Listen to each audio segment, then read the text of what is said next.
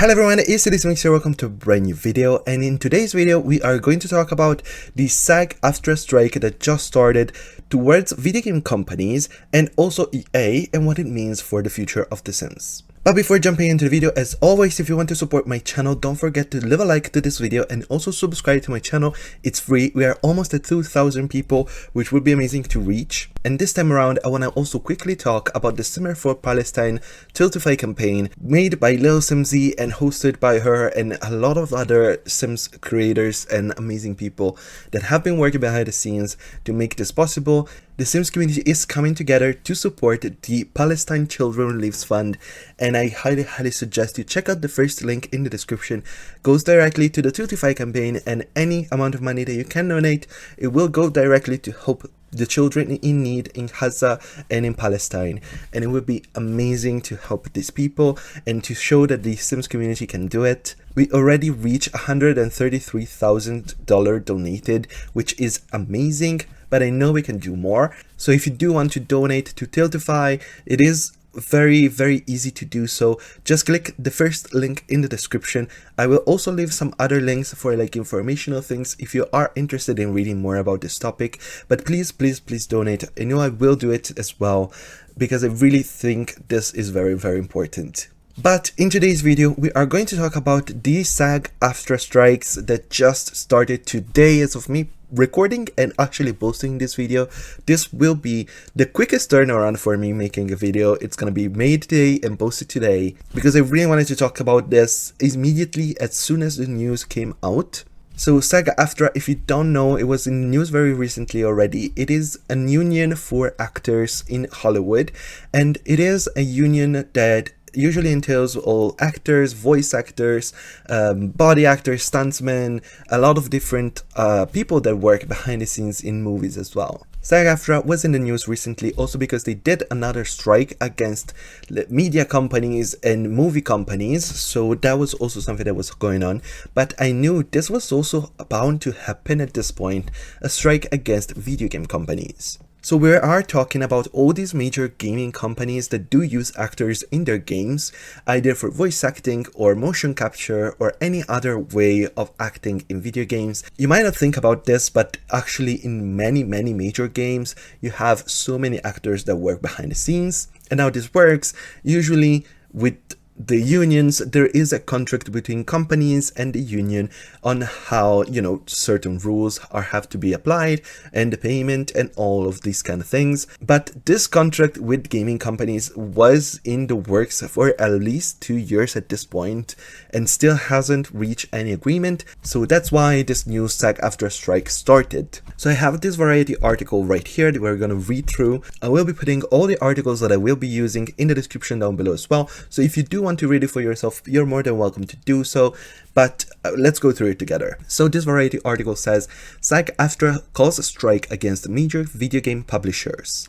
Will go on strike against major video game publisher, the actor union announced Thursday, following more than a year and a half of negotiations, with the main sticking being protection against the use of artificial intelligence. And if you have followed a little bit the Sag-Aftra strike that happened previously, this was also related to the same that happened basically with the other strike with media companies and movie companies. It was also still in regards of regulation of artificial intelligence, and this will also work the same for video gaming. The strike was called by Sag-Aftra National Executive Director and Chief Negotiator Duncan Crabtree Ireland and the Interactive Media Agreement Negotiation Committee, and will go into effect July 26 at 12:01 a.m. So as of me recording right now, I think it just either started or it will start in a little bit because I believe this is West Coast time. So it's probably going to be a couple more hours, but when I will be posting this video, it's probably going to be in effect at this point.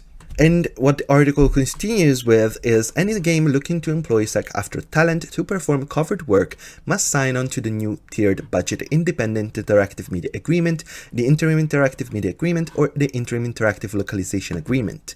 These agreements offer critical AI protection for members, which I believe is very important because companies are behind the scenes trying to use AI to replace people, and that is not fair when you are starting with a person. So they take maybe your pictures, your videos from your interviews, or they like scan your body. There is a full-on machine that can scan your body, and then they use it to replace you. The thing, they usually do it for when in a movie you need to be like in a specific position or maybe in dangerous positions, so they can use a digital version of you. But the issue is with AI, there is no protection that maybe stops the companies from using this reproduction of you in other movies in the background or anywhere else without you knowing, and even without paying you, which obviously is a huge issue. And when we're talking about video games, when most of the acting, if not all the acting, has to happen through motion detection or voice acting or all of that, using AI to replace you by using your voice itself is very, very, very scary, and also kind of wrong in my opinion, to just cut the middleman like this without letting them know, and without their acknowledgement, and without their permission to use their voice, to use their person, without them knowing, and without paying them as well. Like, it's very, very shady, and I 100% agree, and I stand behind the Sag-Aftra strike. The companies that are affected are listed here. The video game companies included in the strikes are Activision Production, Blind Lights LLC, Disney Character Voices, Electronic Arts Production, Formosa Interactive LLC, Insomniac Games, Llama Production, Take-Two Production, VoiceWorks Production, and WB Games. So EA is also included in the strike. And I want to point this out because when we're talking about my channel, I talk about Sims a lot. And you might not think about this, but also in Sims, there are voice actors. There are voice actors that are, present, and they're probably under the Sag-Aftra union. They could be. I don't obviously know all the voice actors that are in The Sims, but I know there are voice actors that do sounds, that do voices and all of that. So we have to also take that into consideration. So the article continues and says, sources tell Variety that Sag-Aftra responded to the video game company's most recent proposal, which was sent in May, on July 19, and that the union gave the companies 3 days to respond. A Zoom meeting was then held on Thursday, during which talks progressed between the negotiating teams, and the gaming companies were given until noon PT on Wednesday to send a new offer. The publisher's side sent a new proposal on Wednesday and received a counter offer from Sag-Aftra on Thursday, which arrived simultaneously with the Action Union decision to strike. And also, Sag-Aftra last went on strike against the video game makers in October 2016 as the union fought for a residual compensation structure. The strike ended nearly a year later in September 2017. It is true that we also have to take into consideration that the other strike was a little bit more tough to go through. The residual compensation structure is definitely a little bit more of a spiny issue for both parties to, be on the same level and topic. While we see that for this time, when there isn't any agreement in place, they are actively talking together. So I don't believe this strike will be a year long, but I do believe that it's probably going to take a couple months at least, maybe a little bit more, before they're actually on the same, positions and they can reach an agreement. So there's definitely going to be a little period of time where these companies won't be able to use any Sag-Aftra talent. I also read through this NPR article, and again, they're talking about the strike. So what this article says is, starting on Friday, members of the union will stop any voice acting, motion capture work, stunts, and more that appear in video games. And the use of AI in video game development has become a central issue in negotiations. We're not going to consent to a contract that allows companies to abuse AI to the detriment of our members. Enough is enough, Sag-Aftra President Fran Drescher wrote in a statement today. So we're definitely they're definitely butting heads, but I do believe we are in a position that it is a little bit different from the last strike, and also in a different position from the last strike that happened within Sag-Aftra and the movie companies, because in that case, there wasn't really any talking happening. Right now, as per the Variety article, according to them, there is talks going on and there are negotiations happening, so there is no wall completely that they are talking. So hopefully that will mean they will resume activities and find an agreement pretty soon. Not only because I'm thinking like video games, I mean, those, of course, are gonna be held in development for a little bit, but I'm also thinking about the people that won't be able to work while the strike is happening. So hopefully this will all be resolved soon and people can go back to work regularly and be paid fairly for their work. Also, I want to talk about this statement by Crabtree Ireland on this Deadline article that says the video game industry generates billions of dollars in profit annually. The driving force behind its success is the creative people who design and create those games. That includes the Sag-Aftra members, who brings memorable and beloved game characters to life, and they deserve and demand the same fundamental protections that performance in film, television, streaming, and music, fair compensation, and the rights of informed consent for the use of their faces, voices, and bodies. And I 100% agree with the sentiment.